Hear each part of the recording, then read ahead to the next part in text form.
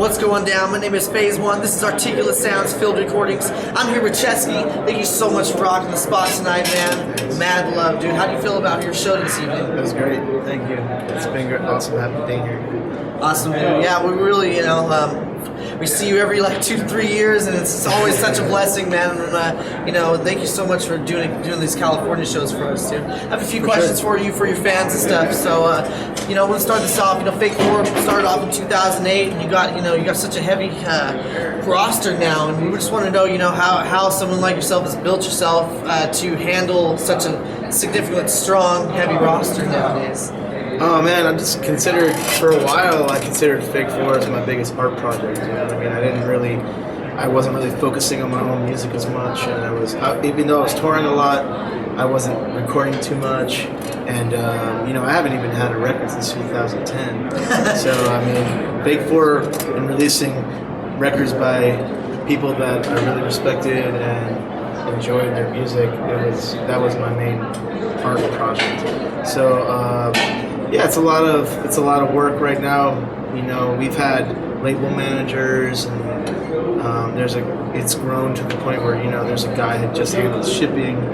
My Nice. friend Cars and Trains handles the website. My brother does Facebook and some social media. We have some intern help as well. Beautiful. So it's grown a lot. So I don't have to do it all myself like I used to back in 2008. So it's a business, it's family, it's art, it's a little bit, it's a little big, it's a huge expression of what, you are. It was what I'm taking it's of really this.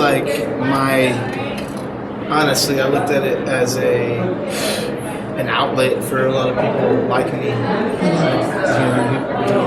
Released kind of,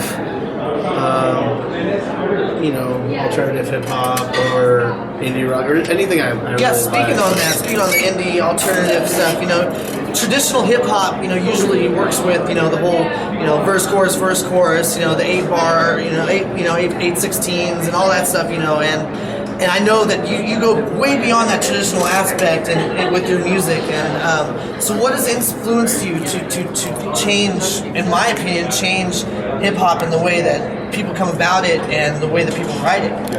Oh, what it is that I just listen to a whole lot of different music, man. I always have, since I was a kid. When I first heard hip-hop, it was like the Fat Boys and later like Fresh Prince and Heavy D and MC Hammer and shit like that. Yeah. And then I got into Red Hot Chili Peppers and Nirvana and Alice in Chains and stuff. I was like a kid.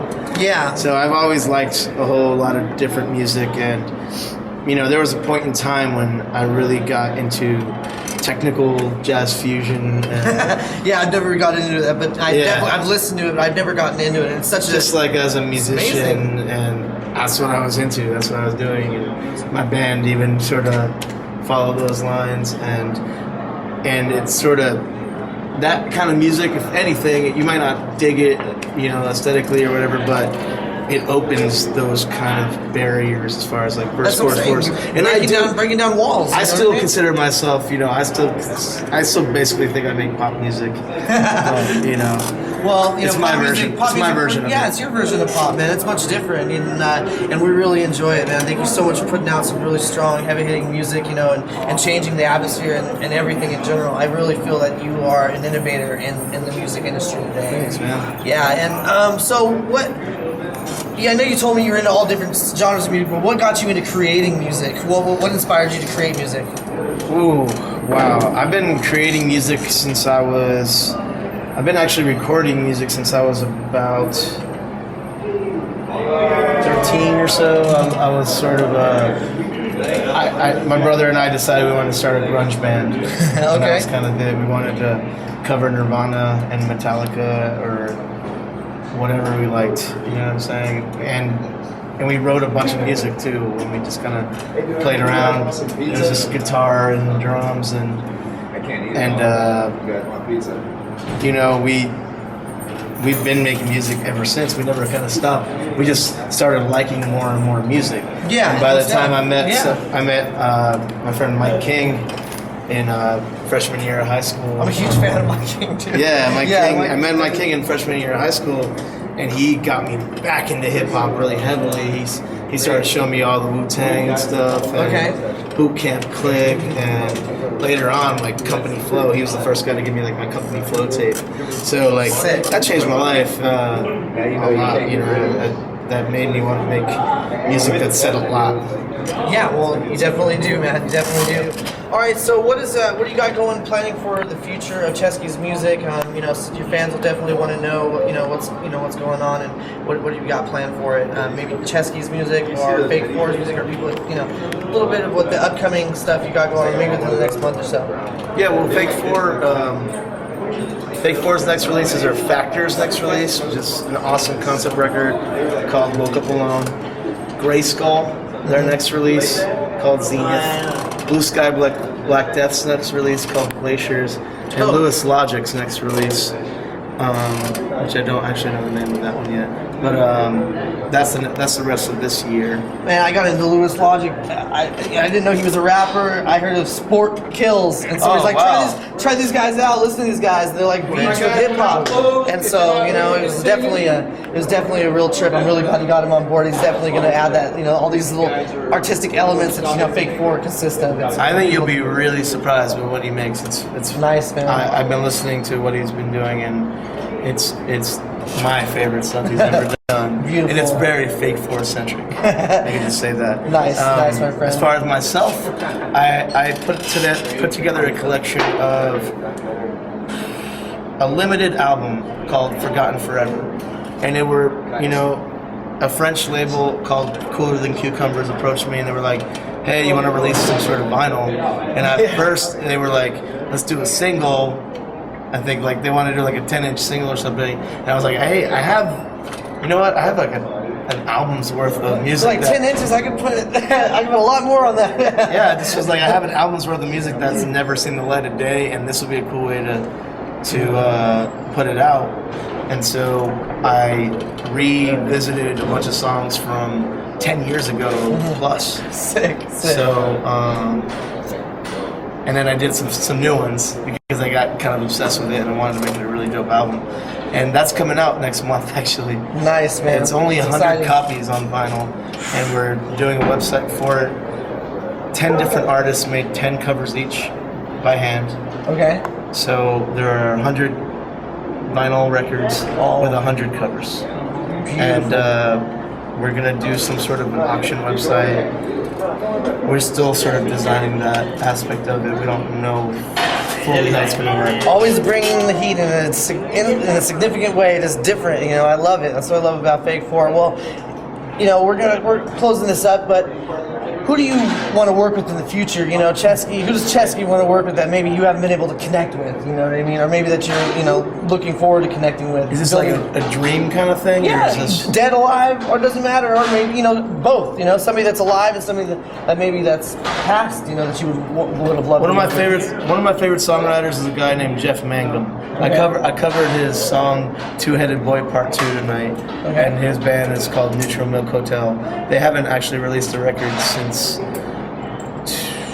1998, I think. Yeah. Okay. I think that's the last time they released a record. I first heard them when I was a freshman in college in 1999. So. And he is still. He just started performing again. Okay.